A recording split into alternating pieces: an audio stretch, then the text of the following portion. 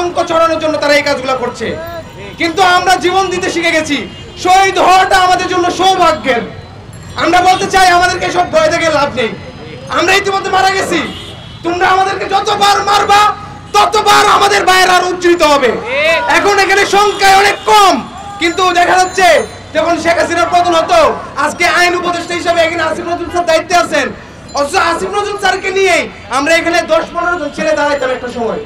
আজকে সেই আসিফ নজরুল স্যার এত গুরুত্বপূর্ণ একটা দায়িত্বে আছেন, তিনি থাকতে এ দেশের বিপ্লবী ছাত্র জনতা এখনো কিভাবে তারা অনিরাপদ।